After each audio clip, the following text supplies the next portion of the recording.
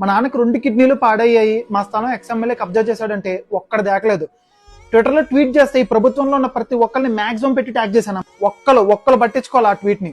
మా నాన్న హాస్పిటల్లో ఉండడం తెలుసుకుని ఈ ఎక్స్ఎమ్మెల్యే ఎవరైతే గ్రంథి శ్రీనివాస్ గారు ఉన్నారో ఆయన అనుచరుడు సర్పంచ్ అనమాట, వైఎస్ఆర్సీపీ సర్పంచ్. ఈయన పేరు వచ్చేసరికి కోళ్ళ బాలకృష్ణ.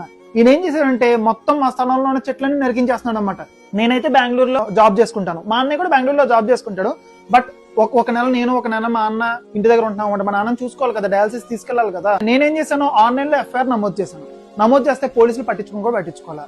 డైరెక్ట్ గా ఇప్పుడు మనకి భీమవరంలో ఒక లాయర్ గారు ఉంటే ఆవిడ నేను అప్రోచ్ అయితే ఆవిడ ఏం చేసిందంటే డైరెక్ట్ గా పోలీస్ స్టేషన్కి వెళ్ళి పోలీస్ స్టేషన్ కంప్లైంట్ ఇస్తే ఎస్ఐ తీసుకొని కూడా తీసుకోలేదు.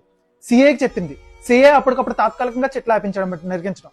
ఈ రోజు సోషల్ మీడియాలో ఇన్ని వీడియోలు అప్లోడ్ చేస్తాను కదా, నేను ట్విట్టర్లో ట్వీట్లు చేస్తున్నాను కదా, ఇదే అలసిగా తీసుకుని ఏం చేశాడంటే మళ్ళీ గ్రంథి శ్రీనివాస్ గారు పవర్ ఉపయోగించి ఈ సర్పంచ్ ఏదైతే వైఎస్ఆర్సీపీ సర్పంచ్ ఉన్నాడో ఆ సర్పంచ్ మళ్ళీ మిగిలిన చెట్లు కూడా కొట్టించేసి ఈ రోజు రేపు కంచేపిచ్చేస్తాడంట. ఇది గుడిది అని చెప్తున్నాడు. ఇప్పుడు గుడిది అంటే ఇప్పుడు నా స్థలాన్ని నేను ఎందుకు గుడికి ఇస్తాను? గుడిది అని చెప్పడానికి ఆ సర్పంచ్ గుడికి చెందినవాడు కాదు.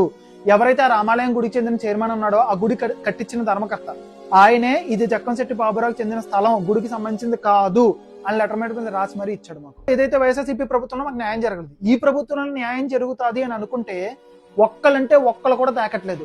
అలాగే చిట్టిపిక్లు లేదంటే కనుక ఈ బెట్టింగ్ యాప్స్ నాన్ వేస్ట్ తీస్తే మాత్రం ఇట్లా ప్రమోట్ అవుతాయి. సోకాల్ సోషల్ మీడియా ఇన్ఫ్లుయెన్సర్స్ ఒకళ్ళిద్దరు కాదు, చాలా మందికి నేను మెసేజ్లు పెట్టాను. వాళ్ళ పేర్లు ఎందుకులే కానీ ఒక్కళ్ళు కూడా పట్టించుకోవాలి, చూసి రిప్లై ఇవ్వలేదు వాళ్ళు. ఈ ప్రభుత్వం మాకేం డబ్బులు సాయం చేయట్లేదు కానీ మా స్థలం మాకు ఇప్పించి మా నాన్న ప్రాణాలను కాపాడించాలి.